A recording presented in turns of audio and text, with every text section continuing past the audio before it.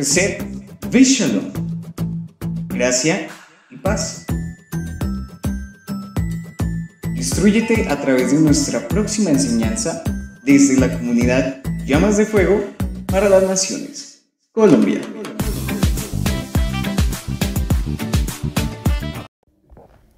Shabbat Shalom para todos en este día. Hoy vamos a ver dos estudios en uno.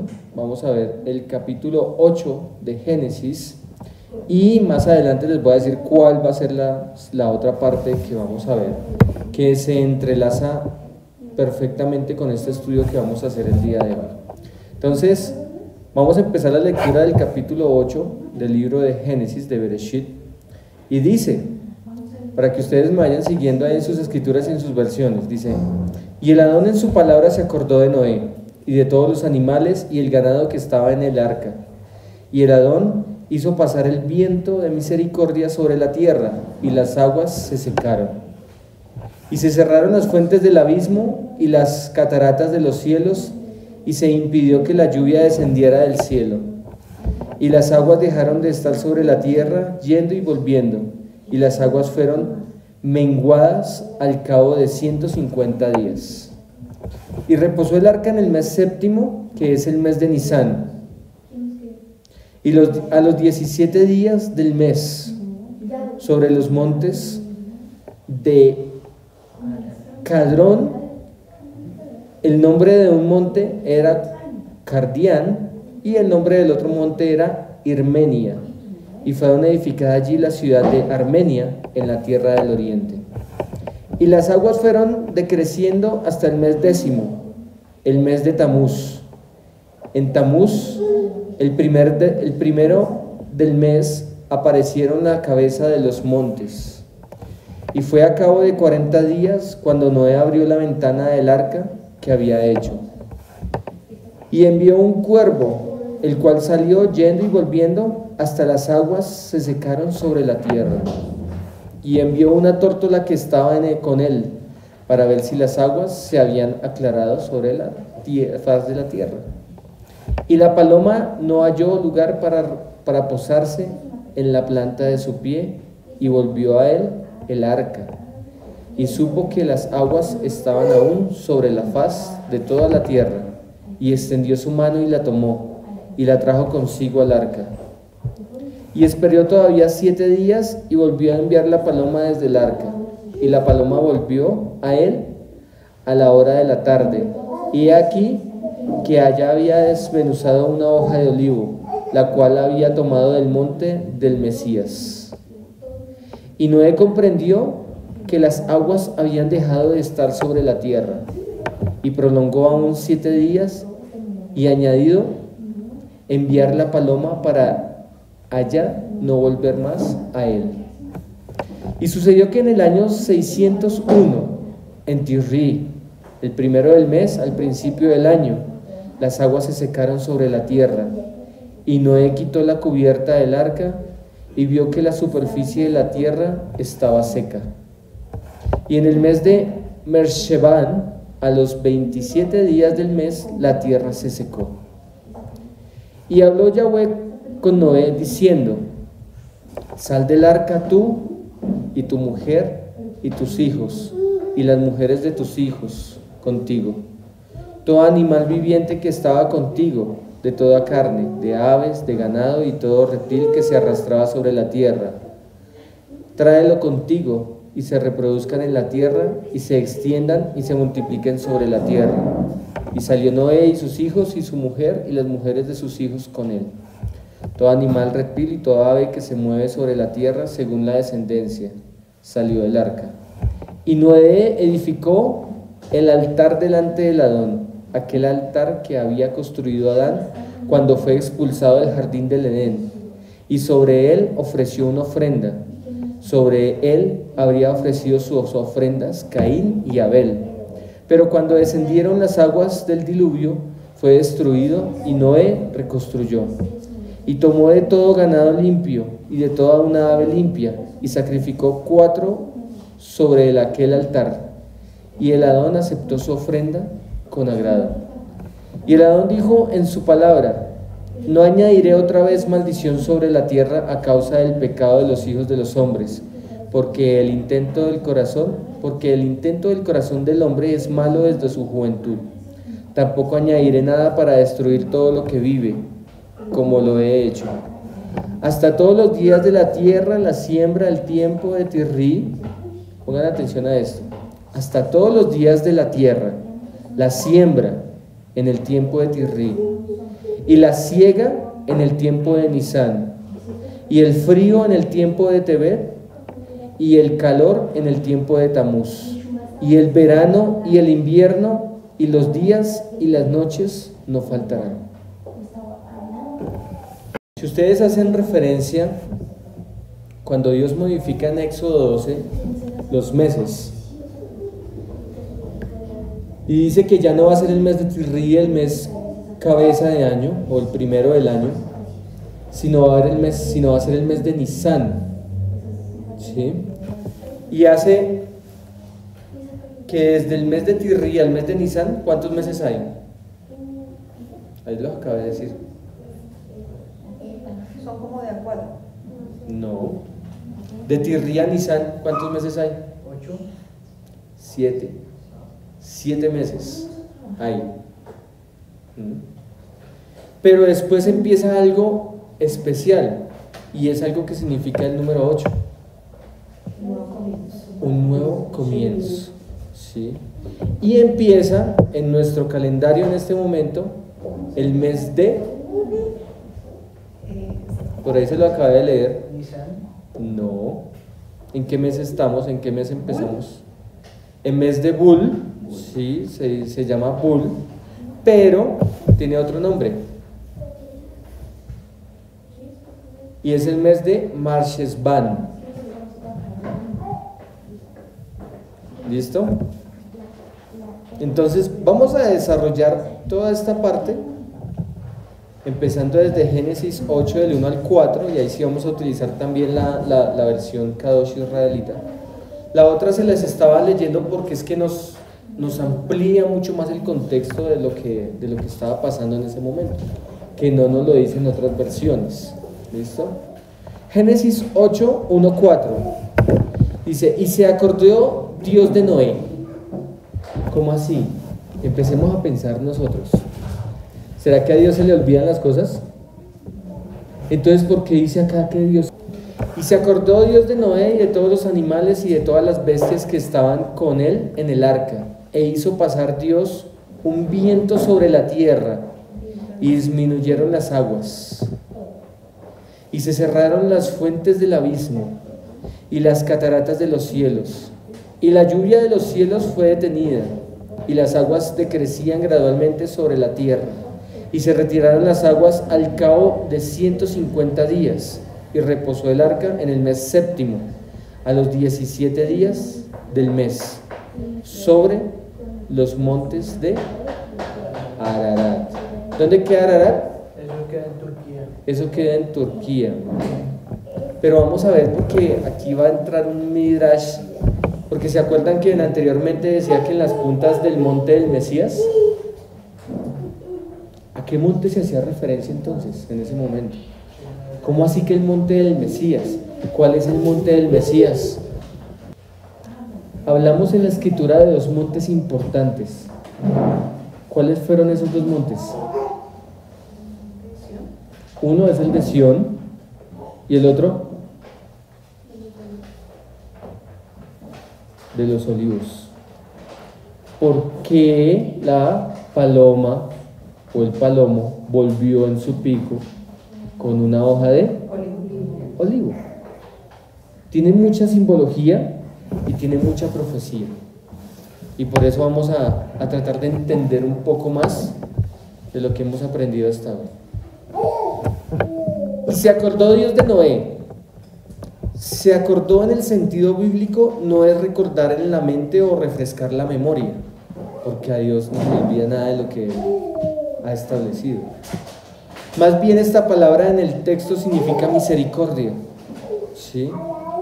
Es decir, un cuidado amoroso de Dios sobre alguien que he intervenido en su favor. Un ejemplo de esto es cuando Sansón invocó a Dios en su amor. Intervino a su favor. Jueces 16:28, para que lo tengan ahí. Y cuando Ana quería ser escuchada mientras lloraba orando. Primera de Samuel 1:11. O cuando el ladrón en la cruz o en el madero dijo y decía: oh Yeshua, acuérdate de mí cuando vayas a tu reino. Lucas 23:42. En su amor Yeshua intervino en su favor. Fue en este sentido de que Dios se acordó de Noé. Entonces, ese acordarse, Dios en ese momento dice: voy a extender ahora sí la misericordia. ¿Hacia quién? Hacia Noé. ¿Y Noé qué significaba? Descanso o reposo. Como que en ese momento le voy a decir: está bien, voy a empezar a ejecutar para cual el motivo del cual lo traje, o del cual le puse también el nombre de Noé. Isaías 49:15, ¿qué nos dice? Ayúdenme ahí con ese texto. Isaías 49:15. Para poder complementar este punto del cual estamos nosotros hablando, de la misericordia de Dios. Jamás puede una madre olvidar a su niño de pecho, puede no sentir amor por el niño al que dio a luz, pero aún así eso fuera posible, yo no los olvidaría a ustedes. ¿Qué sigue? Mira, he escrito tu nombre en las palmas de mis manos, en mi mente siempre está la imagen de las murallas de Jerusalén convertidas en ruinas. Ok. ¿Qué podemos entender de este texto? Y eso es uno de los textos que uno dice, muchas veces se le olvida a uno de la misericordia, se le olvida a uno de la misericordia que tiene Dios hacia su pueblo. Y piensa que ya todo acabó y que no hay más. Y que como que a Dios se le olvidó que hay un pueblo y un remanente. Y aquí nos dice: ¿se olvidará la mujer de lo que dio a luz para dejar de compadecer del hijo de su vientre? Aunque olvide ella, yo nunca me olvidaré de ti. O sea, ahí está haciendo una comparación de que el ser humano lo puede hacer, pero a Dios nunca se le olvida lo que ha prometido. He aquí que en las palmas de las manos te tengo esculpida. ¿Por qué dice esas palabras? Mesías. ¿El sacrificio del Mesías? Sí. Pero ¿cómo Dios creó al ser humano? Con las manos. Sí, es un antropomorfismo, porque Dios es espíritu, sí. Pero aún él hace aquí también referencia y decía: aún yo con mis propias manos te esculpí. Y si yo mismo te esculpí, ¿cómo crees que me voy a olvidar? ¿Sí? Por eso en el anterior texto, la cuestión acá es ¿cómo hacer para que Dios mueva su mano poderosa a favor de su pueblo? Y vemos, por eso les puse atrás unos textos en los cuales en ese momento ellos, ¿qué hicieron? Se humillaron, ¿sí? La humillación delante de Él, para que Él vea verdaderamente una intención verdadera en nosotros y Él pueda ejecutar. ¿Listo? Delante de mí están siempre tus muros. Allá en esa versión dice algo muy especial. ¿Está delante de mí qué? ¿Tus murallas en Jerusalén? Sí. En mi mente siempre está la imagen de las murallas de Jerusalén. Entonces, esas murallas de Jerusalén, ¿para qué eran las murallas?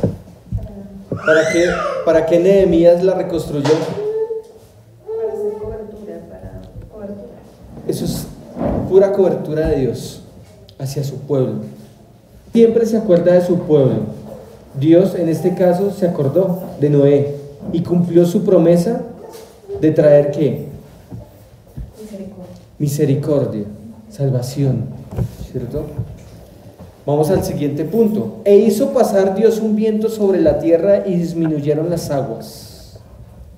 En Génesis 1:2, en el conciso B, leemos que el Espíritu de Dios se movía sobre la faz de las aguas. En este capítulo vemos cómo hizo que soplara un fuerte viento sobre la tierra y las aguas comenzaron a bajar. En el capítulo 8, versículo 1. Vemos el uso de los temas de la creación de los capítulos 1 y 2, cuando retroceden las aguas, aparece tierra seca y la vegetación crece. El Adón usa el viento para evaporar el agua, aunque podría haber logrado el mismo resultado con solo hablarlo. Pero ¿por qué utilizó este viento? ¿Qué significaba este viento? ¿Qué representa este viento? Si vamos a leer, búsqueme Isaías 44:27.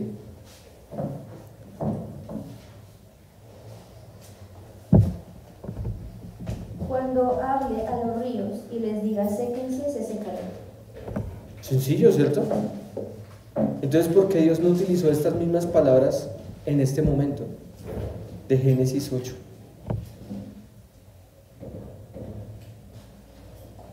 Y utilizó la palabra ruaj, viento. ¿Será que es algo profético? Era lo que iba a extender el ruaj, pues, ¿Con qué iba a extender la misericordia? a través del ruaj de Yahweh. A través del ruaj de Yahweh y del Mashiach. ¿Sí? Entonces, por eso vemos que todo lo que estudiamos en Génesis, en Bereshit, todo son acontecimientos futuros, proféticos. ¿Sí? Entonces vamos a seguir.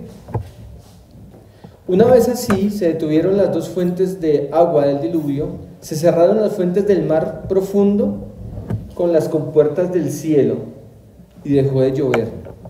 Esta es la primera vez que Dios liberó a su pueblo a través del agua, y otra vez fue en el Mar Rojo o en el Mar de Juncos, en el capítulo 14. Una vez que se interrumpieron estas dos fuentes, poco a poco las aguas se fueron retirando de la tierra. La palabra hebrea para retirar es shub, S-H-U-B, lo que significa volverse. Y volvieron las aguas tanto hacia abajo como hacia arriba por medio de la evaporación. Y vamos a leer el Salmo 104, 6, del 6 al 9. ¿Qué nos dice? Salmo 104, 6, 9.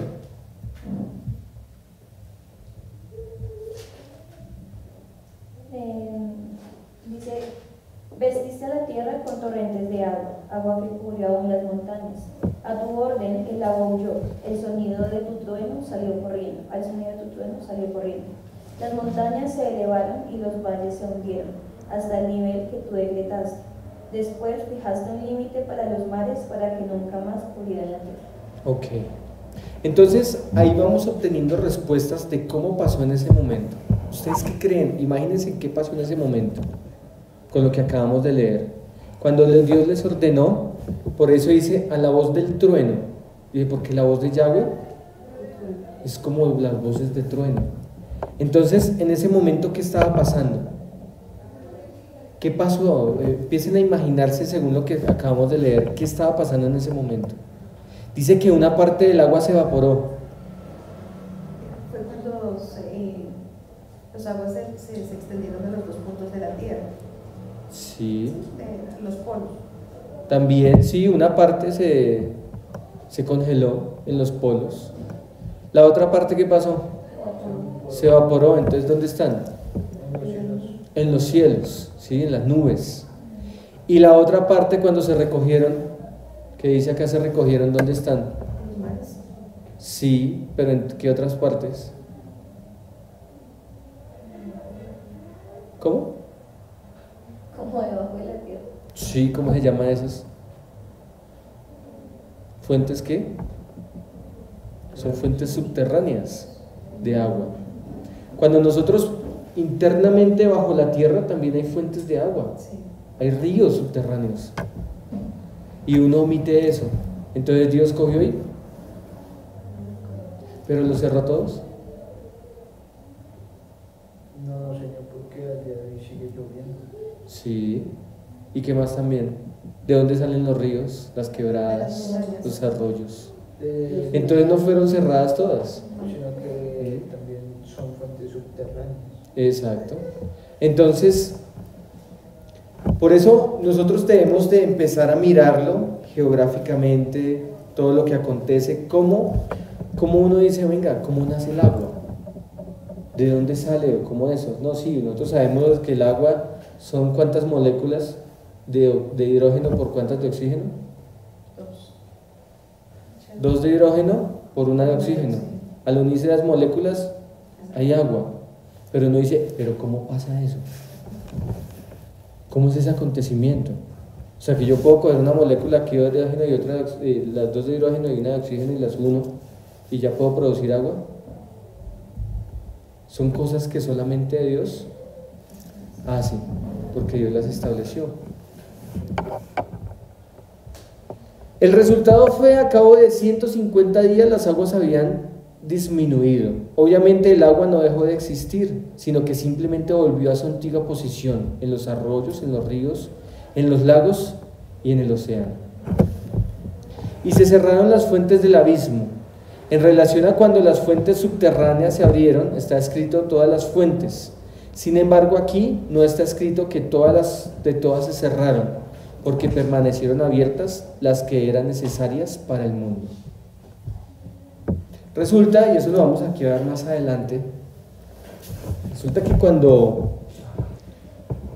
después del diluvio, después de que Noé descendió del arca con todos los animales y toda su familia, en ese momento hubo una gran modificación en toda la parte de la tierra, el comportamiento de la tierra, en las lluvias, en los climas. Por eso al final vemos que los tiempos de siembra, los tiempos de cosecha, el día, la noche, y nos hace relación a todo esto. Entonces fue porque hubo un cambio. O sea, hasta ese momento había acontecido algo, pero en ese momento, después del diluvio, hubo un cambio. Y eso lo vamos a entender ahorita más adelante. Génesis 8, 5, 7. Y las aguas fueron decreciendo hasta el mes 10. En el 10, el primero del mes, se descubrieron las cimas de los montes, y sucedió que al cabo de 40 días abrió Noé la ventana del arca que había hecho. Y había un cuervo, el cual salió y estuvo yendo y volviendo hasta que las aguas se secaron sobre la tierra.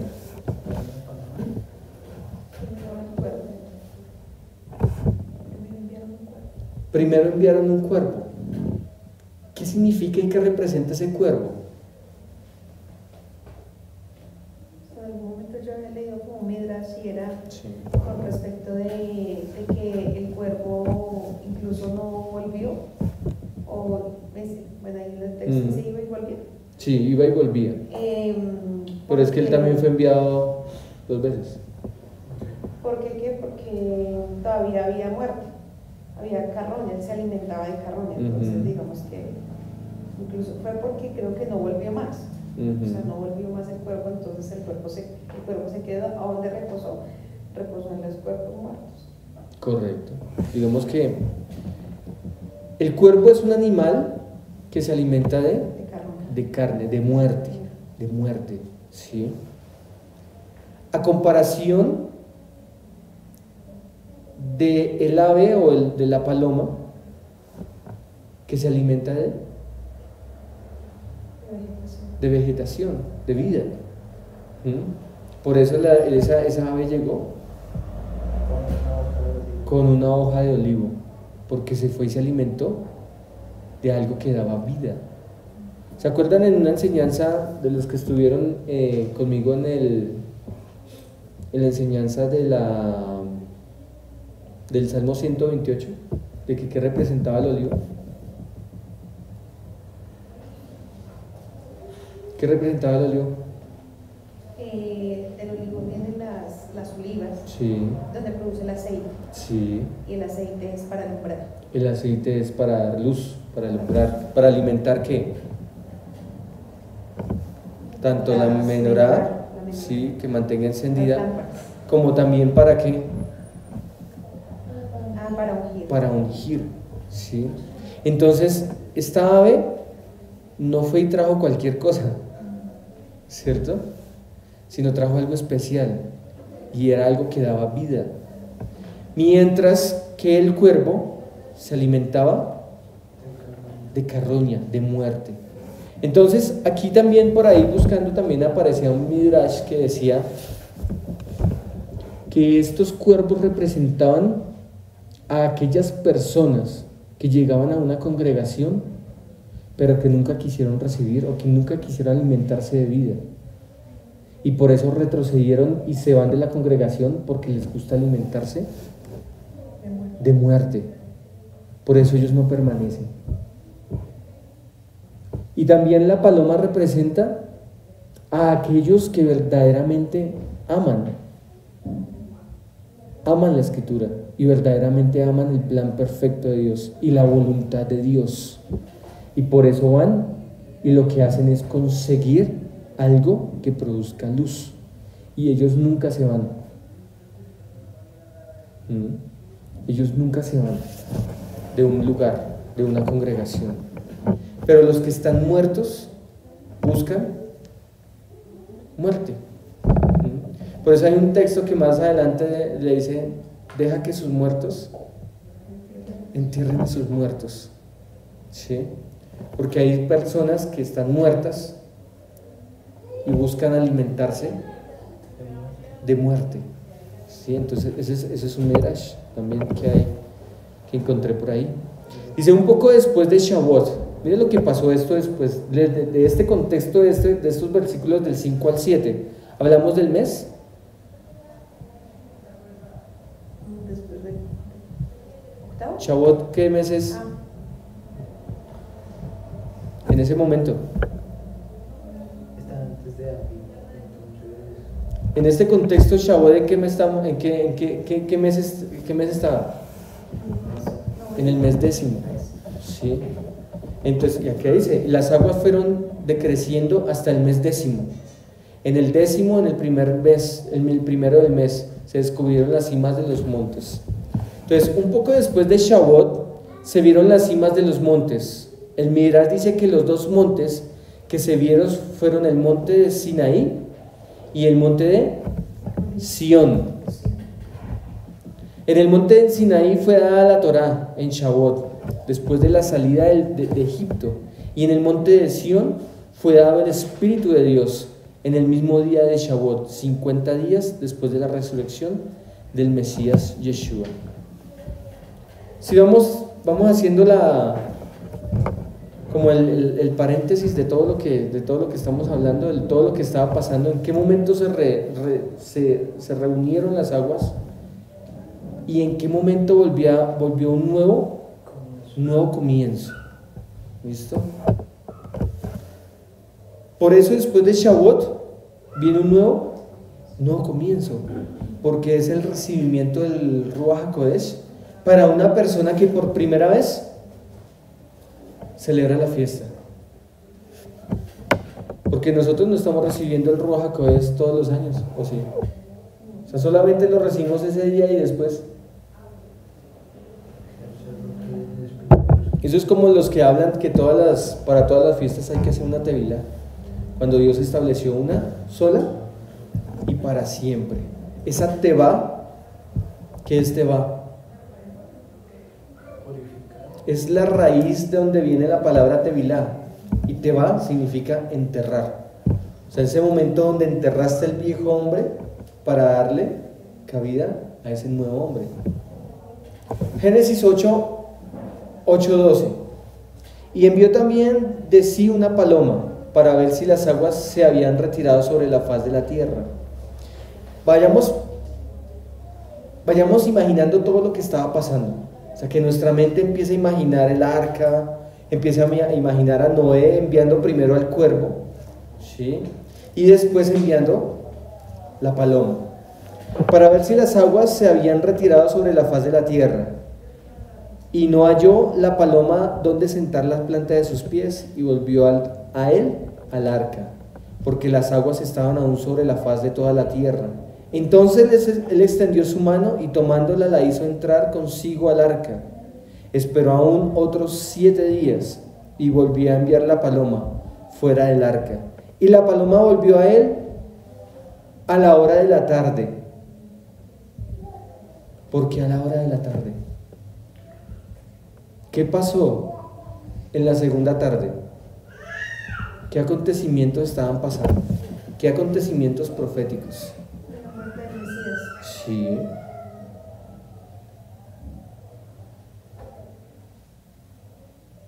La paloma volvió a él a la hora de la tarde, y he aquí que traía una hoja de olivo en el pico.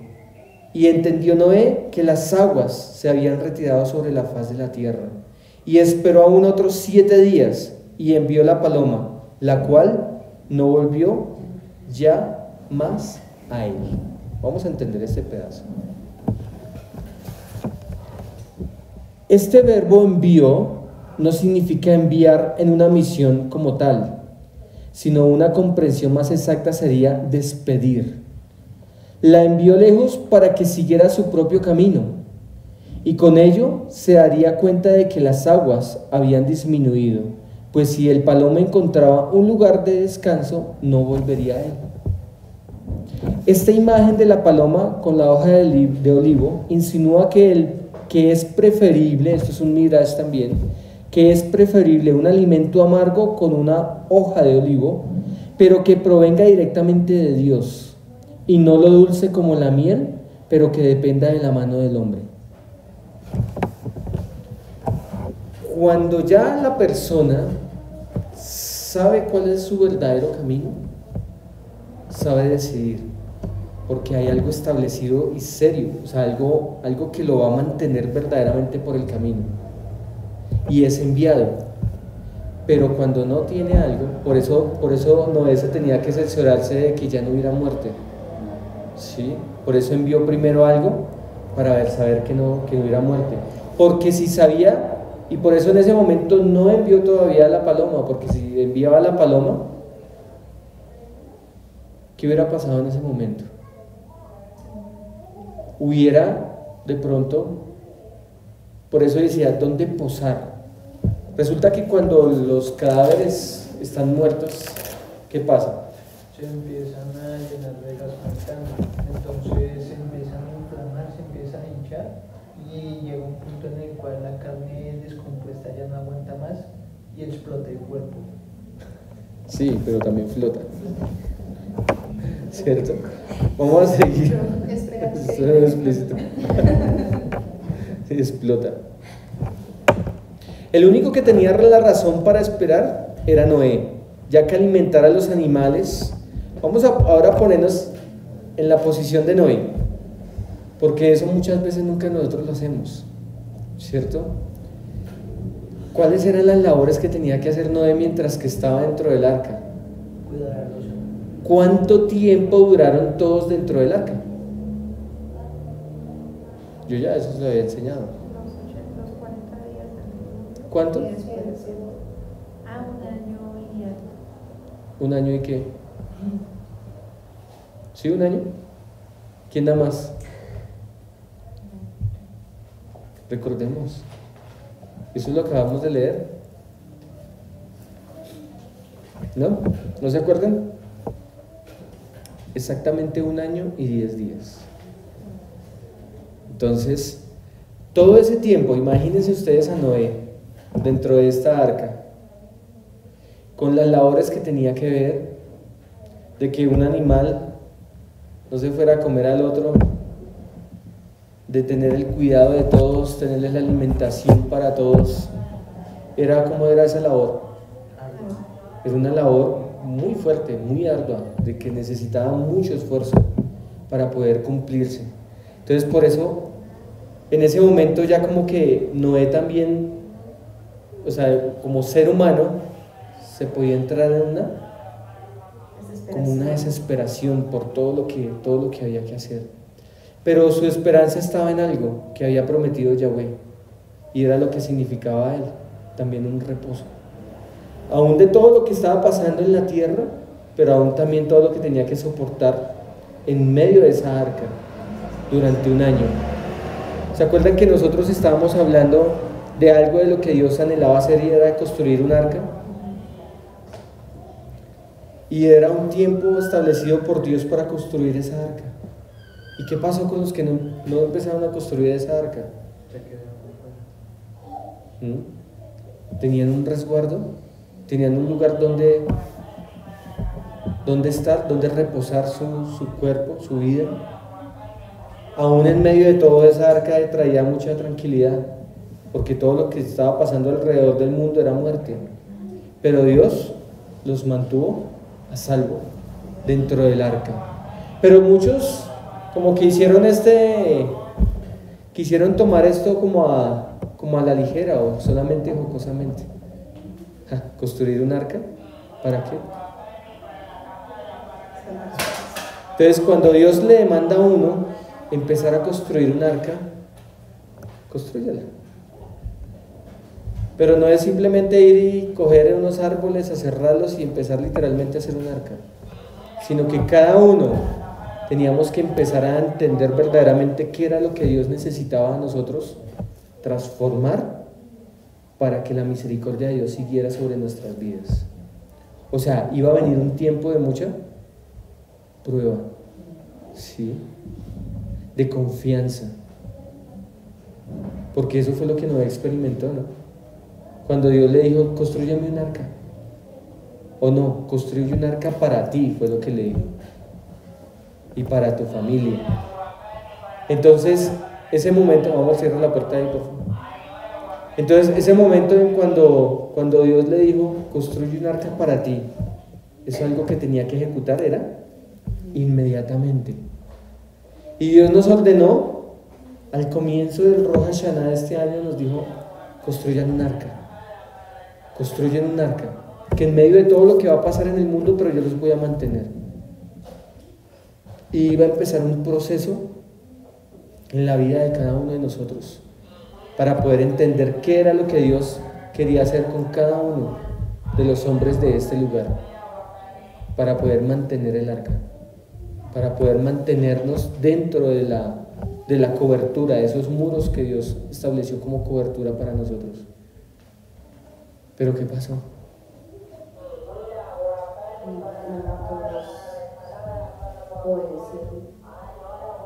No todos obedecieron.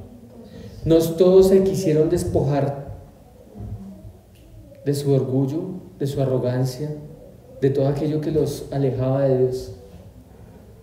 ¿Y cuál iba a ser el final? ¿Sabe qué de pronto hicieron? Empezaron a construir el arca, pero en algún momento dijeron, no, voy a ver qué está pasando afuera. ¿Y qué encontraron? Muerte. Y se empezaron a alimentar de muerte. ¿Sí ven?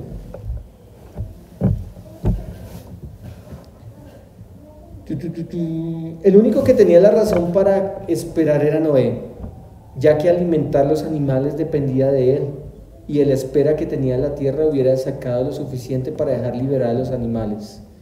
Mire todo lo que tenía que esperar, y mire todo lo que nosotros, mire, esto es como el siguiente punto para nosotros, para no bajar la guardia, que en ningún momento nosotros debemos de bajar la guardia ni dejar las cosas de Dios abandonadas. En ese momento de cuando la paloma volvió con esta rama de olivo, él ya se dio cuenta de que ya podía bajar, pero él dijo, no, voy a esperar 7 días más. Si él no hubiera esperado esos 7 días más, ¿qué hubiera pasado?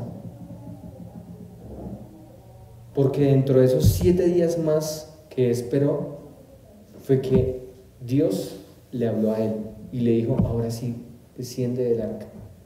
Tú, tu esposa, tus hijos y las esposas de tus hijos y todos los animales. ¿Sí ven?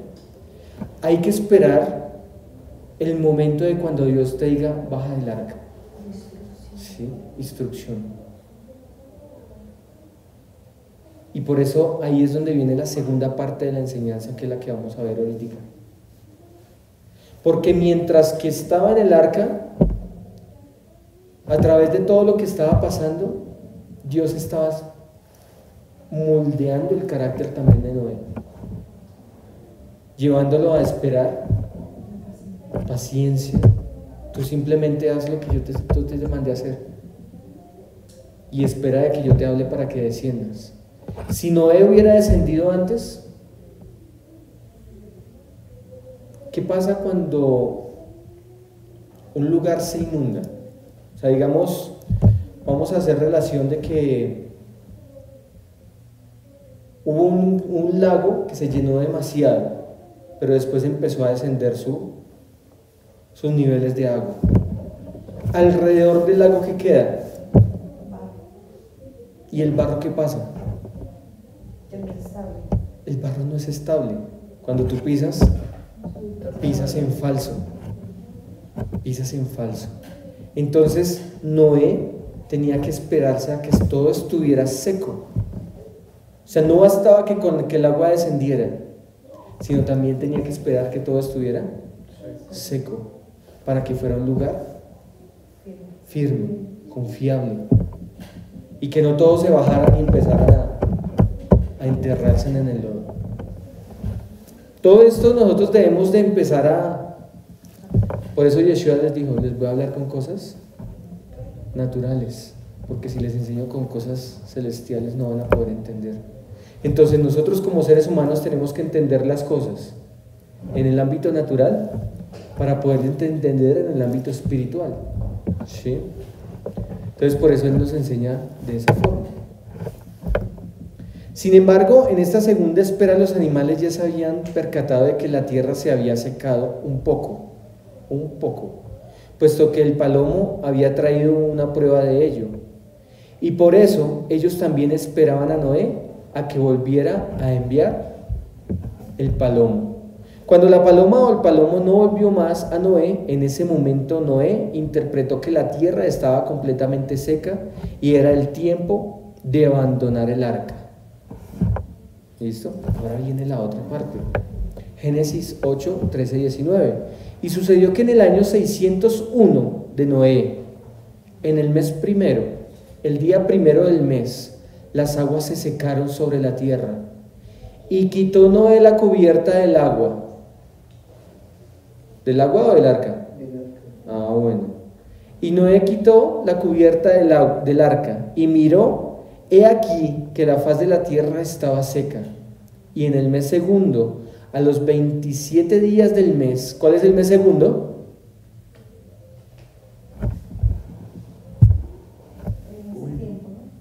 ¿Cuál era? Es el mismo octavo de esta era. Entonces es el mes de Bul, ¿cierto? O el mes de Mer Heshvan. ¿Listo? O Mar Heshvan. ¿En qué mes estamos? En el mismo mes en el cual Dios permitió que el agua descendiera y se secara totalmente, para nosotros bajar del arca. Vayan entendiendo mucho de lo que Dios les quiere decir el día de hoy, o de lo que el Padre nos está revelando el día de hoy. Y en el mes segundo, a los 27 días del mes, se secó la tierra, casi al finalizar el mes, ¿no? Este mes tiene aproximadamente, unas veces tiene 29 y otras veces tiene 30 días, dependiendo el año. Entonces, casi al finalizar el mes, fue que empezaron a descender. Entonces si escuchan, mire, entonces habló Dios a Noé diciendo, sal de tu arca, tú y tu mujer y tus hijos y las mujeres de tus hijos contigo, todos los animales que están contigo de toda carne, las aves, las bestias y de todo reptil que se arrastra sobre la tierra, sacarás contigo y vayan por la tierra y fructifiquen y multipliquen sobre la tierra. Entonces salió Noé y sus hijos, su mujer y las mujeres de sus hijos con él, y todos los animales y todo reptil de toda ave, todo lo que se mueve sobre la tierra, según su especie, salieron del arca. ¿Qué pudimos entender? Noé salió porque él quiso y vio que ya podía salir. Esperó la orden de Dios para salir del arca. porque en ese momento era totalmente todo seguro para que ellos descendieran. ¿Sí ve por qué es tan importante cuando Dios nos dice, escuchen, esperen mi instrucción, esperen lo que yo les voy a decir? Pero el ser humano es afanado y se quiere salir del arca, porque el arca representaba en ese momento, claro, un proceso de formación de la vida de Noé. Pero vamos a ver, vamos a seguir viendo espiritualmente qué acontece en todo eso. Es muy significativa la fecha en que las aguas se secaron sobre la tierra. Analicemos el porqué. Y aconteció que en el año 601 de Noé, en el mes primero, del día primero del mes, se secaron las aguas sobre la tierra. El primer día del mes, en los tiempos de Noé, equivale al primero de Tirri. Y en el calendario hebreo actual, en ese tiempo, ese es el tiempo de la fiesta de Yom Teruah. ¿Sí? Porque todo es profético de todo lo que Dios nos muestra de lo que viene a futuro. También conocido como el Rosh Hashanah o cabeza de año. Este es el año nuevo del calendario civil, del que se rige ahorita nuestros hermanos judíos, que celebran las fechas del nacimiento del hombre. Según la tradición judía, en esa fecha es el que Dios creó a Adán, y a partir de ese día comienza el conteo de la historia de la humanidad. El diluvio fue un borrón y cuenta nueva. Fue la oportunidad para comenzar de nuevo. ¿Qué pasó en Yom Teruah?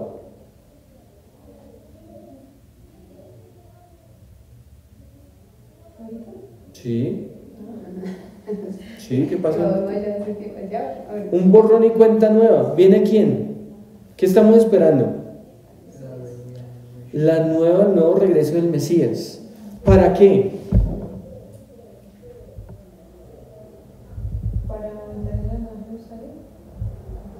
Viene el Mesías. Sí, tenemos el cara a cara para poder vivir el Sukkot. ¿Sí? Eso es lo que estamos esperando en este momento. Entonces, claro, en ese tiempo, ¿qué pasaba? Que se anhelaba un nuevo comienzo. Noé anhelaba un nuevo comienzo. ¿Por qué? Después de todo lo que sucedió, después de toda la destrucción que pasó, tenía que venir un nuevo comienzo. Y esas eran las ansias que nosotros tenemos en este momento, o es por lo que nosotros vivimos esperando ese tiempo de que venga un nuevo comienzo, porque ya no queremos seguir viviendo en este tiempo de tanta aflicción, ¿sí? Pero también queremos estar preparados para que cuando estemos en ese cara a cara con el Mesías, nos digas, bien has hecho, ¿sí? Ahora pasa, ¿sí? Porque ha venido misericordia aún más sobre tu vida. Salieron del arca. A pesar de que las aguas ya habían bajado, Noé permaneció una semana más en el arca. Él estaba esperando de que Dios le dijera cuándo era apropiado. Y si hubiera salido antes, tal vez muchos animales hubieran muerto atrapados por el lodo y quedado por la inundación. Entonces habló Dios a Noé diciendo, sal del arca. Noé y todos sus acompañantes estuvieron más de un año en el arca, exactamente 1 año y 10 días. Al bajar el arca, lo primero que Noé hizo fue alabar a Dios y ofrecer un sacrificio. Escuchen la instrucción clara de lo que debemos de hacer. Cuando Dios te permite y te dice, te voy a permitir que salgas de este proceso, ¿qué tienes que hacer? ¿Dios se lo ordenó a Noé? No. ¿Qué es el holocausto? ¿Qué es el sacrificio del holocausto? Es un sacrificio voluntario por gratitud. A pesar de todo lo que pasó, gracias, Padre, porque formaste mi vida, formaste mi carácter, me enseñaste a ser paciente, me enseñaste a poder conocerte, a poder expresar, a poder escuchar tu voz, a poder seguir adelante.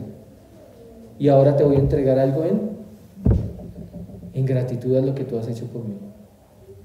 Porque en medio de todo esto, de lo que tú has prometido, me dijiste que eso es como cuando Dios te dice: voy a permitir de que tus días sean largos sobre esta tierra.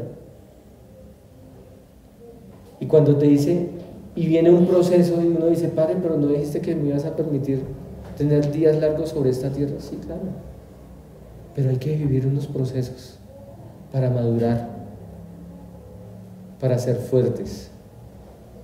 Entonces es ahí donde entra la misericordia de Dios a operar, como empezó a operar en ese momento. Génesis 8, 18, 20. Y salió pues Noé y con sus hijos y su mujer y las mujeres de sus hijos, y todas las bestias, todos los reptiles, todas las aves y todo lo que se mueve sobre la tierra. Salieron del arca según sus familias, y edificó Noé un altar al Adón, y tomó de todo animal limpio y de todas las aves, de toda ave limpia, y ofreció holocausto en el altar. Dios en ningún momento le dijo: tienes que hacerlo, porque Noé sabía que debía de ser y de tener una gratitud con Dios por la misericordia que había tenido durante todo este tiempo. Por eso muchas veces uno dice: Padre, tú has permitido de pronto la escasez en mi casa, pero en ningún momento permitiste que yo aguantara hambre. Siempre nos mantuviste, y esa es la misericordia de Dios. Y ahora que tú me has sacado, voy a hacer algo que sea grato para ti. Voy a entregar un holocausto en el altar. Dice la palabra para altar es misbeach, que viene de la raíz sabaj, que significa sacrificar. ¿Y por qué sacrificaba uno, o por qué sacrifica uno algo? ¿Y por qué en uno hay gratitud hacia Dios? ¿Y por qué uno entrega lo mejor que uno tiene hacia Dios? Para decirle: todo lo que tengo no me pertenece, eso te pertenece a ti. Esto es un acto como de despojarse y decir: yo solamente soy un instrumento tuyo en esta tierra, y lo que tengo, como dice, no me pertenece, porque tú eres el dueño del oro y de la plata, porque tú lo creaste todo. Aún yo soy creación tuya, aún yo no me pertenezco a mí mismo, sino que yo te pertenezco a ti. Si ven la forma en cuando Dios lo moldea a uno, y cuando Dios empieza a transformar el pensamiento de uno. Entonces vamos a seguir. El altar es una mesa donde se ofrece una comida al Eterno. El altar es un lugar de encuentro entre el hombre y Dios, el Elohim. Noé tenía que construir ese altar, tenía que hacer un esfuerzo para poder mostrar al Eterno su amor y su sometimiento. Cada persona tiene la responsabilidad de edificar un altar al Eterno, un lugar de encuentro íntimo, un sitio donde pueda relacionarse con el Padre por medio de un sacrificio costoso. El holocausto consiste en quemar todo el animal. Y si tú te entregas como holocausto, ¿qué tienes que hacer? No, es que solo le voy a entregar un dedo. Solo te entrego mi mente, cuerpo, alma, todo tienes que entregarle a Él. De esta manera el sacrificio del holocausto constituye una simbología de entrega total al Eterno. Toda mi vida es suya, todo lo que soy, todo lo que tengo le pertenece. Mi vida no significa nada para mí mismo, lo único que me importa es agradarte, Dios. Este es el mensaje de la ofrenda de ascensión cuando es ofrecido correctamente. La palabra traducida como holocausto es la palabra hebrea olá, que viene de la raíz alá, que significa subir. Así que una mejor traducción sería ofrenda de ascensión. Una vida entregada totalmente para cumplir los propósitos del Eterno es como un sacrificio cuando sube con un olor fragante a los Shamaim. Noé ofreció estos animales en ofrenda a Dios por su propia iniciativa, pues no estaba escrito de que Dios le ordenase hacerlo, sino que fuera porque pensó que la única razón por la que Dios le había dicho anteriormente que metiera 7 animales puros al arca era para que al salir ofreciera ofrendas. ¿De dónde supo que había que hacerlo? Si Dios no se lo había ordenado. Algo que nos llama mucho la atención es que habla que tomó de todo animal limpio para ofrecerlo a Dios. Vemos que sería una ardua tarea, pero Noé estaba agradecido con Dios de haberle escogido para salvación y para que el linaje de la promesa siguiera. ¿Se acuerda cuando estudiamos Génesis 5? ¿Qué hablaba Génesis 5? Toda la genealogía bendita, desde Adán hasta Noé. Y de ahí en adelante, ¿con quién iba a seguir esa genealogía? No, después de Noé, ¿con qué hijo? ¿Con cuál hijo de Noé?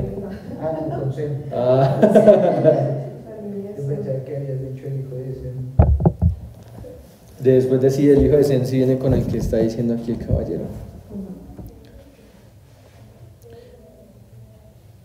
Entonces, pongámonos a ver si en ese momento, cuando hablábamos también que el enemigo había pervertido todos los animales de la tierra, todos los animales de la tierra los había pervertido, o sea, modificado genéticamente también, porque ellos aún se empezaron a reproducir con los que no eran de su misma especie, y por eso salieron otras especies, se puede decir híbridas, de mezclas que no se debían de hacer. Porque ¿cuál era el plan del enemigo? Destruir la genética y la creación de lo que Dios había hecho, alterar la creación de Dios. Por eso aun cuando vemos que ese animal que decían que era una serpiente que estaba en el jardín del Edén no era una serpiente, sino era un ser híbrido, ¿sí?, alterado genéticamente por el enemigo para poder habitar en ese cuerpo. Entonces, ¿por qué quería él hacer eso? Pero aún decía, porque era un trabajo tan arduo lo que tenía que hacer Noé para mirar qué animal era totalmente puro a la forma en que Dios lo había creado. El padre debió haber indicado las instrucciones. Revisarlo muy bien. Él tenía que haberlo revisado muy bien, porque solo le pidió 7, que subiera 7 al arca. ¿Sí ven? Todo eso tiene relación con las fiestas. 7, la 7ª fiesta es Sukkot, la última fiesta que se celebra Sukkot. 7, el número como número de la perfección. ¿Qué más representa el número 7? ¿Qué letra es? La Zain. ¿Qué se representa? El arado. Entonces, son muchas cosas de las que espiritualmente representa aún el mes 7, el mes de Tirri, de donde se celebran todas las Moadim, dentro del mes de Tirri, para que después de eso venga un nuevo comienzo. Exacto.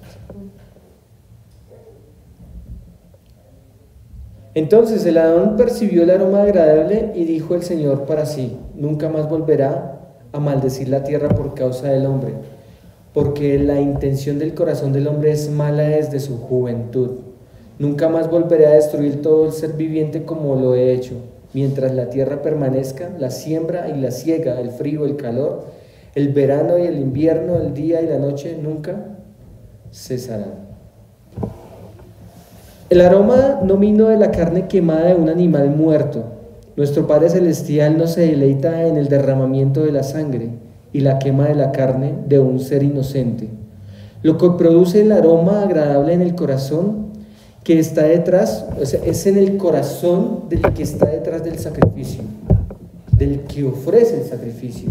O sea, como tal no es el sacrificio y el aroma del sacrificio, sino es la intención de aquel que ofrece el sacrificio.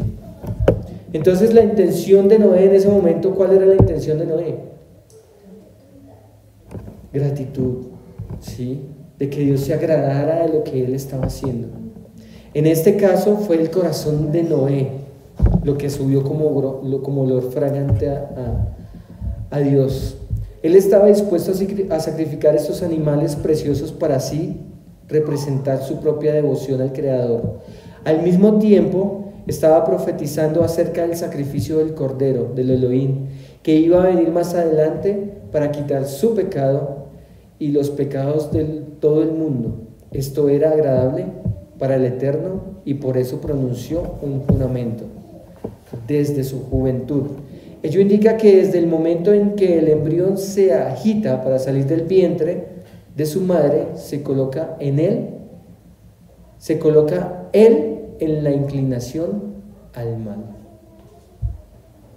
Mientras la tierra permanezca el frío, el calor, el verano y el invierno, se habla de estas 6 estaciones del año dentro de la tierra de Israel, puesto que el versículo dice que a partir de ahora no cesarán.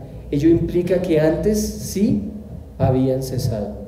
O sea, antes de ese punto, antes de ese momento, sí habían podido cesar el frío, el calor, el invierno. Veamos el cambio que sufrió la tierra después del diluvio y de lo que se refiere a este versículo. La siembra, la mitad de Tirri y Marheshvan y la mitad de Kislev, octubre y noviembre. El invierno, la mitad de Kislev, Tebet y la mitad de Shabá, diciembre y enero. El frío, la mitad de Sheba Adar y la mitad de Nisan, en febrero y marzo. La siega, la mitad de Nisan y Yar, la mitad de Sisbán, en abril y mayo. El verano, la mitad de Sisbán, el cuarto mes, la mitad de Ab, junio y julio. El calor, la mitad de Ab, Elul y la mitad de Tirri, agosto y septiembre. A partir del diluvio, todo el sistema ecológico de la tierra cambió. Algunos de los cambios fueron los siguientes. Los diferentes estratos geológicos fueron formados por la sedimentación en el fondo de las aguas. Los fósiles fueron hechos por la presión sobre los animales que quedaron enterrados vivos en el lodo, en el fondo de los valles. Muchos de esos valles luego fueron levantados hasta las alturas y así se encuentran muchos fósiles en las montañas. El agua que estaba encima de la atmósfera desapareció, por lo cual la pérdida del efecto invernadero. La vegetación ya no era la misma. Los rayos radioactivos del espacio alcanzaron los cuerpos vivos y reducen la resistencia. Los hombres mueren más jóvenes. Disminución de la presión atmosférica, una condición diferente de vida. Cambio de lugar de la Tierra, los polos geográficos se movieron, lo cual produjo las 6 estaciones mencionadas anteriormente. Si ve que todo después del diluvio tuvo que tener un cambio. La tierra tuvo que tener un cambio impresionante de lo que venía siendo a lo que era. El día y la noche. Al repetir las palabras nunca más volveré, estas palabras se convierten como en una especie de juramento, que Dios nunca iba a volver. Y este juramento es parte de un pacto. Así que se instituye un pacto con el cielo y la tierra. Por eso dice, he puesto como testigos el cielo y la tierra. Finalmente Dios hizo un pacto con Noé diciéndole que ya no destruiría más la tierra con agua, y la tierra reposó del diluvio. Noé es una sombra del Mesías, quien nos dará reposo para siempre. Hebreos 4, 9 al 11. ¿Qué nos dice? ¿Quién me ayuda con ese texto?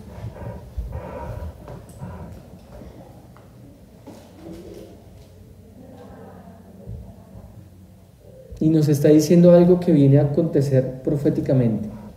Queda un reposo. Falta un reposo. Dile, ¿cómo es?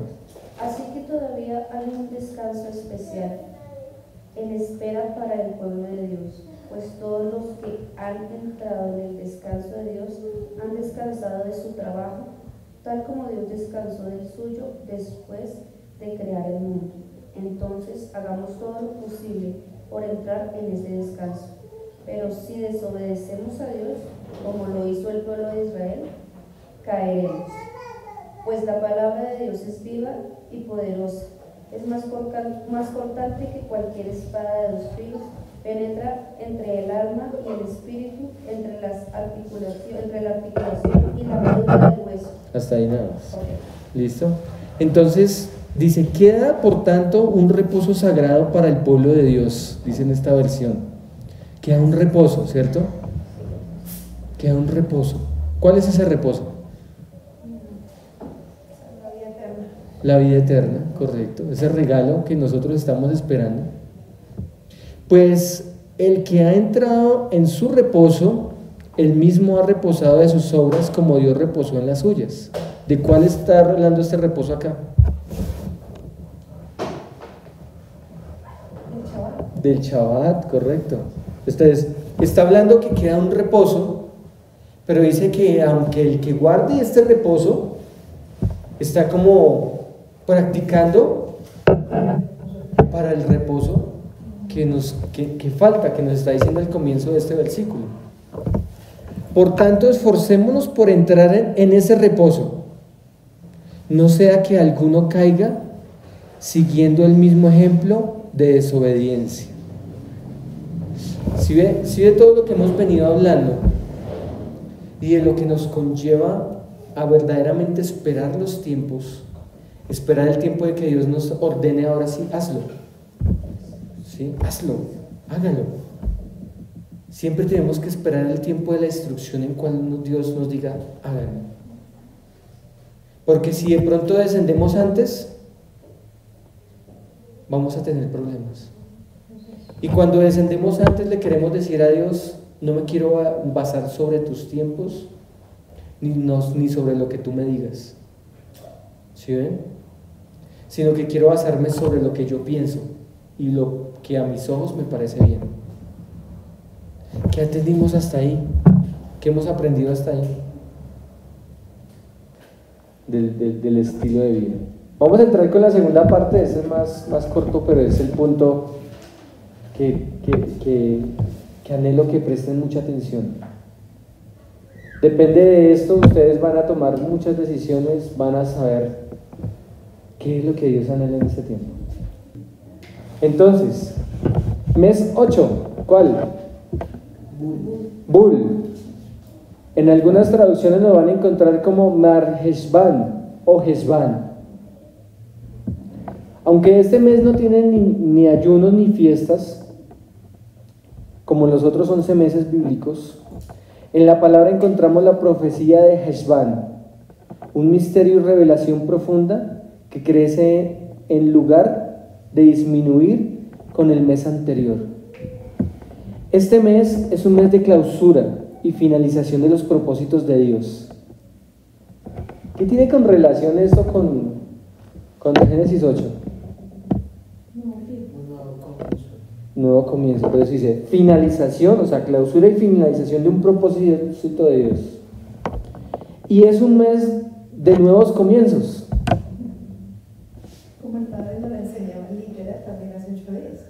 Nos decía que era cerrar un ciclo para iniciar otro. Exacto. Tanto positivos como negativos. ¿Por qué? De aquí en adelante va a empezar un proceso para aquellos que no entendieron las fiestas, no entendieron verdaderamente qué era trompetas, no entendieron qué Dios quiso hacer en Yom Kippur y no entendieron Sukkot. Entonces empieza un proceso de ahí para adelante para las vidas de ellos. Pero otros positivos, para los que lo pudimos entender y nos regocijamos en esos tiempos. Es un tiempo para regresar al diseño original de Adonai para nuestras vidas. El octavo mes es conocido hoy como Hesban, pero en las escrituras se llama Bul, y su significado es ceder o producir. ¿Qué significa Bul? Ceder o producir. También es el comienzo de las temporadas de lluvias en Israel. ¿Se acuerdan de lo que yo les decía ahorita? Se los voy a volver a leer por acá.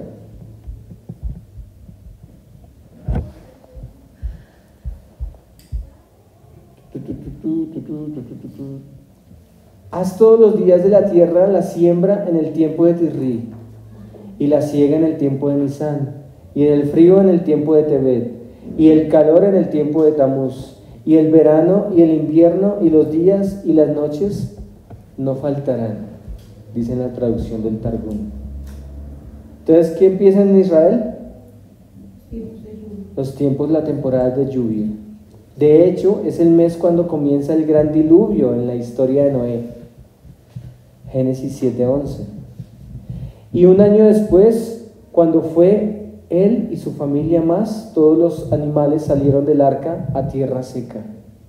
Génesis 8:14-15. ¿Tiene relación Génesis 8 con lo que estamos estudiando? ¿Con el mes? Bueno. Por un lado, en este mes cayó el gran juicio sobre la humanidad y la tierra, pero también fue en el mes cuando un nuevo comienzo y la consumación fue cuando el rey Salomón completó la construcción del templo. Primera de Reyes 6:38. Es un mes tanto amargo como dulce, un tiempo de gran ira y también un tiempo de alianza entre Yahweh y el hombre y todos los seres vivientes. ¿Alianza por qué? A través de lo que hizo Noé cuando descendió del arca. Y lo primero que hizo fue reconocer que lo primero que era, o lo primero que él tenía que hacer, era la gratitud. Pero reconocer que él, sin Dios, Noé, no era absolutamente nada. Fue cuando él mismo prometió siempre acordarse de su pacto a través del arco. ¿Qué mostró él? El arco. El arco de colores. Que colocó en el cielo. Así Noé y sus descendientes se acordarían de que Dios no olvidaría lo que prometió. Entonces, ¿qué significa esto para nosotros hoy? ¿Qué debemos orar? ¿O qué nos debería importar? ¿Y qué tendríamos que hacer? Háganse esa pregunta. Pregúntanle a Dios: Padre, ¿qué me quieres hablar hoy? Padre, ¿qué te debo de pedir? Padre, ¿qué nos debería importar y qué tendríamos que hacer en este tiempo? Lucas 10, 19, 20 me dice: escuchen atentamente, les he dado autoridad. Escuchen lo que les estoy diciendo hoy. Lucas 10, 19, 20. Escuchen bien lo que yo les quiero decir hoy, lo que el Padre me ministraba para este tiempo. Escuchen lo que van a ustedes a hacer. Escuchen lo que les he entregado a ustedes. Escuchen atentamente. Les he dado autoridad que ahora poseen para pisar serpientes y escorpiones, y la capacidad de ejercer autoridad sobre todo el poder del enemigo, de Satanás. Y nada os hará daño. Sin embargo, no os regocijéis en los espíritus, en que los espíritus se os sujeten, sino que alegraos que vuestros nombres estén escritos en el cielo. ¿Qué Dios ha entregado para esta casa?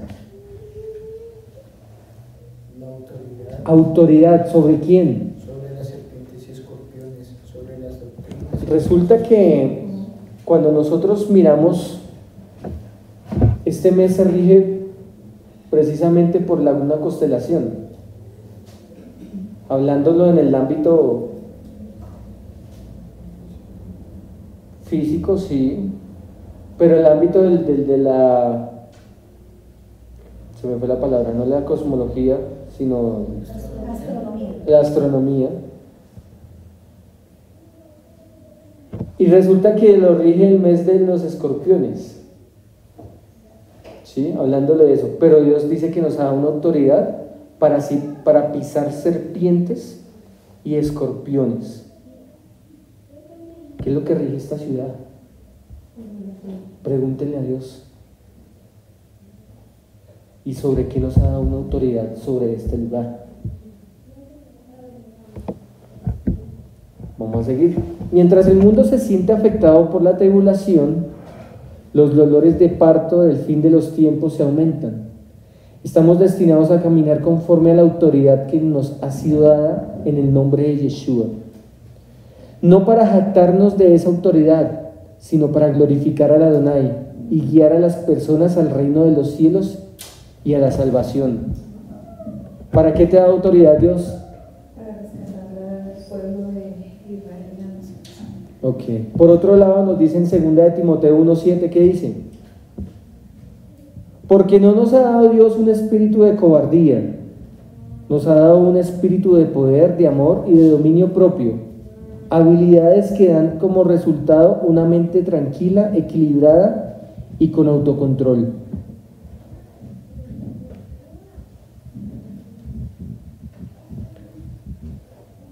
Habilidades que dan como resultado una mente tranquila, equilibrada y con autocontrol. ¿Qué pasa con una mente tranquila, equilibrada y con control, autocontrol?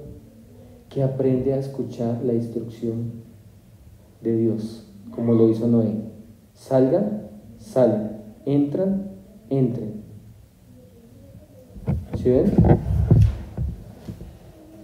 Resulta que este mes cada mes está regido por una tribu. Y eso lo venimos estudiando también. ¿Ustedes qué tribu creen que representa este mes?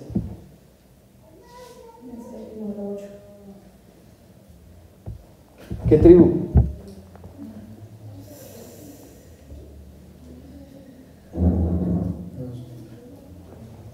¿José? No, casi. Sí. ¿La tribu de? Manasés.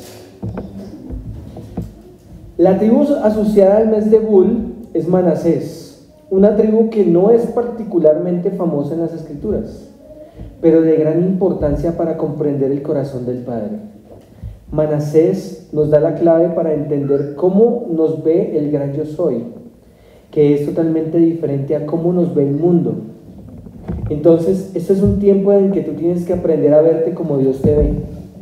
Por eso, cuando yo recibo la autoridad de Dios, yo aprendo a verme como Dios me ve, con autoridad en el reino, no como el mundo me ve. Usted pasa, viene una persona por acá, ¿usted quién es? Yo no sé usted quién será, ni me interesa saberlo. Pero usted le pregunta a Dios, ¿tú cómo me ves? Y Dios nos dice, te veo a ti con lo que te entregué, con autoridad,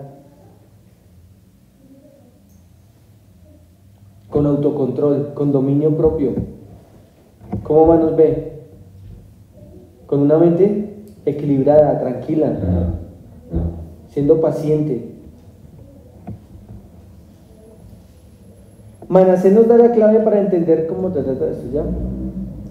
El nombre Manasés significa literalmente olvidar. Pónganle atención también a esto, porque es algo de lo que de cada uno. Nosotros no podemos vivir siempre en el proceso y recordar siempre el proceso. Y es que yo siempre recuerdo mi aflicción, es que vivo en la aflicción porque recuerdo mi aflicción y siempre me pongo a llorar por las aflicciones que he pasado. ¿Qué significa Manasés? Olvidar. Este mes, este nombre se remota hasta la capital de Egipto, antes de los 7 años de abundancia de Egipto. Ponle cuidado. Este nombre se remonta hasta la capital de Egipto, antes de los 7 años de abundancia de Egipto. En el momento en que nació Manasés. ¿Dónde nació Manasés? ¿De verdad? Pues sí, nació en Egipto.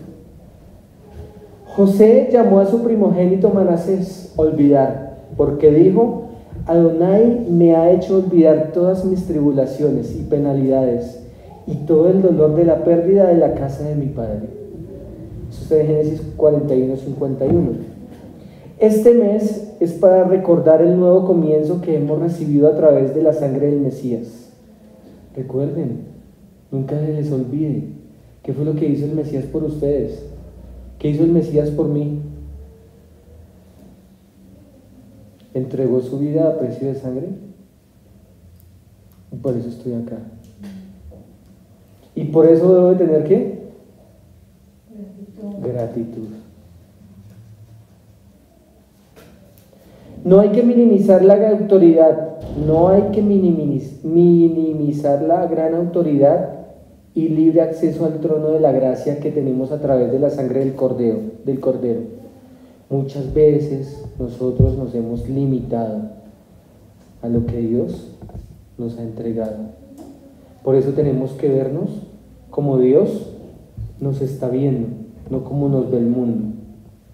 Gracias a su gran amor y salvación, podemos compartir lo mismo con aquellos que nunca han sentido el amor de Dios. ¿Qué nos caracteriza a nosotros? Que entregamos y compartimos del gran amor que Dios nos dio. Por eso una persona que ha podido entender este principio no es una persona envidiosa y siempre ve a su hermano y me ve la necesidad de su hermano. Por eso dice: ama a Yahweh y también ama a tu prójimo como a ti mismo. Y el prójimo para nosotros somos todos los que estamos en el plan perfecto de Dios. Gracias a su gran amor y salvación podemos compartir de lo mismo. El amor del Padre es tan perfecto que no solo perdona nuestros pecados, sino que también los olvida por completo. ¿Qué dice Hebreos 8:12?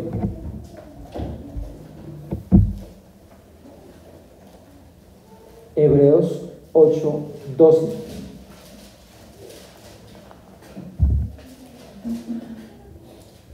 Y perdonaré sus maldades o sus iniquidades y nunca más me acordaré de sus pecados. Y nunca más me acordaré de sus pecados. Pero habla también de sus iniquidades. Y qué palabra tan precisa para este tiempo. Cuando Dios nos permitió verdaderamente comprender qué era verdaderamente el Yom Kippur y qué era lo que hacía Dios. Y Él olvidaba nuestras iniquidades cuando había un corazón contrito, humillado.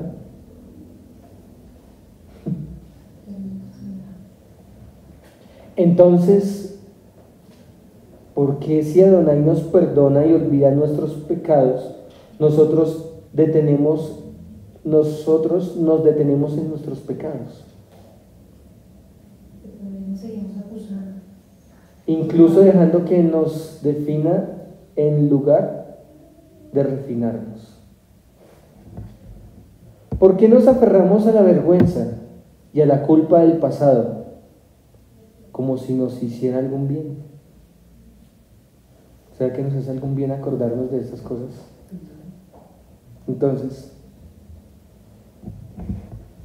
este mes es un mes para empezar de nuevo, para recoger todos los pecados pasados, la vergüenza, la culpa, la falta de perdón, las mentiras y los traumas, para ponerlos en una caja, subirlos a un barco e ir a la mitad del océano y tirarlos hasta el fondo del mar.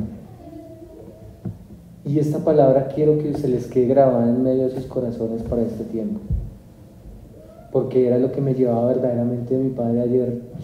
Me quebrantaba con esto, porque cuando uno puede entender algo de lo que te dice Dios, por eso yo les venía diciendo, vamos a hacer una exégesis, y la exégesis la hicimos con el capítulo 8, y ahora vamos a hacer la hermenéutica. Vamos a traerla para este tiempo y qué es lo que Dios anhela ver en cada uno. ¿Qué es lo que Dios ha visto? ¿Qué es lo que Dios anhela contigo? Te entregué autoridad. Ahora, ¿qué tienes que hacer con esa autoridad? Accionarla. ¿Se acuerda que hablábamos de los dones? Los dones, ¿qué pasan? Son autoridad que Dios nos da, porque son para liberar a las personas de la esclavitud, de la esclavitud de la mente de toda esta tierra en la cual estamos. Entonces, ¿qué más nos ha dado? Dominio propio. ¿Qué más nos ha dado? Autocontrol. ¿Qué otra cosa? Una mente equilibrada. O sea, una shalom. Cuando tú estás en shalom, nada te mueve, sino que aprendes a escuchar la voz de mi Padre, la instrucción de mi Padre.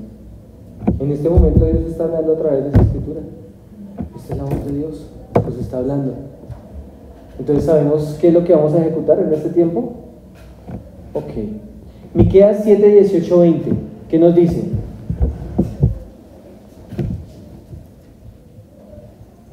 Miqueas 7, 18, 20. ¿Dónde hay otro Dios como tú que perdona la culpa del remanente y pasa por alto los pecados de su preciado pueblo? No seguirás enojado con tu pueblo para siempre, porque tú te deleitas en mostrar tu amor inagotable. ¿Hasta el 20? Sí. Volverás a tener compasión de nosotros, aplastarás nuestros pecados bajo tus pies y arrojarás a las profundidades del océano. Nos mostrarás tu fidelidad y tu amor inagotable como lo prometiste hace mucho tiempo a nuestros antepasados, Abraham y Jacob.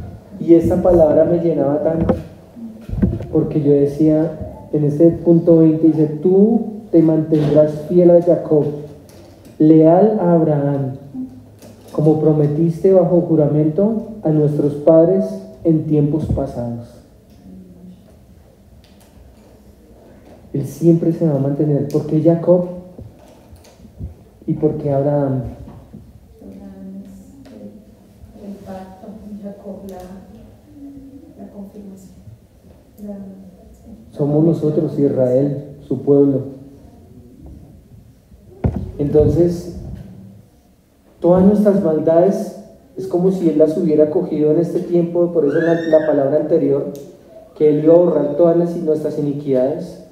O sea, Él cogió, haz de cuenta que Él cogió en tu vida todas esas cosas feas tuyas, todo lo que se te separaba a ti de Dios, las cogió, las unió y las botó. Y te dice Dios, ya no las tienes. Entonces no sigas pensando en eso. Porque la promesa la mantendré fiel sobre ti. Porque te mantuviste, porque perseveraste, porque estás acá. Esto es lo que Yahweh ha hecho con nosotros. Así que pongámonos de acuerdo con Él y comencemos de nuevo. Al igual que Manasés, quien cambió de una identidad egipcia a una israelita. Este es un paralelo perfecto de nuestra transición, de vivir en el pasado a vivir según como nos ve el Padre, según su modelo celestial. A medida que las lluvias comiencen a caer en este mes, déjalas que te recuerden que has sido lavado y limpiado por la sangre de Yeshua.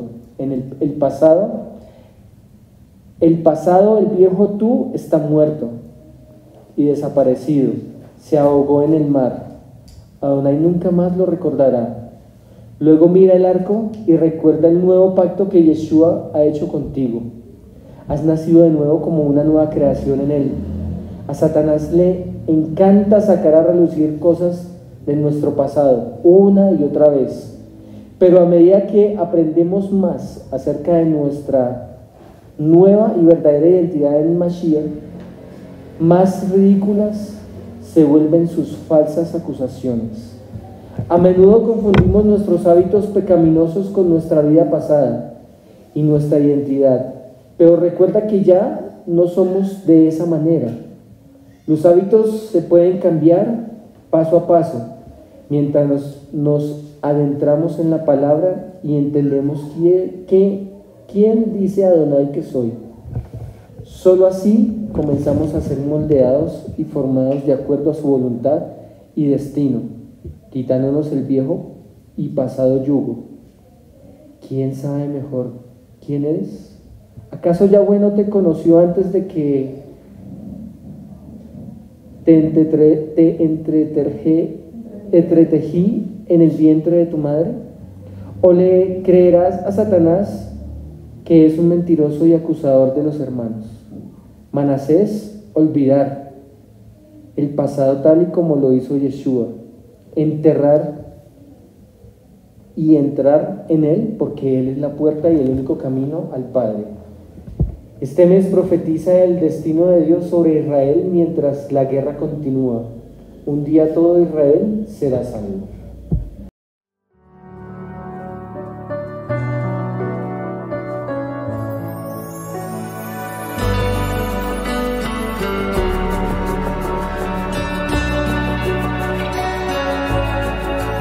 No obstante, he aquí, vienen días, dice el Señor, cuando no se dirá, vive Dios quien hizo subir a los hijos de Israel de la tierra de Egipto.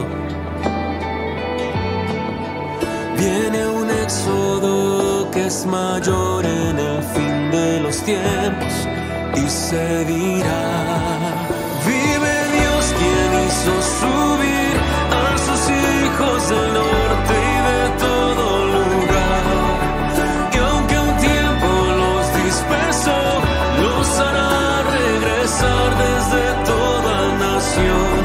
Pronto vendrá su Salvador y de un extremo del cielo al otro los rescatará.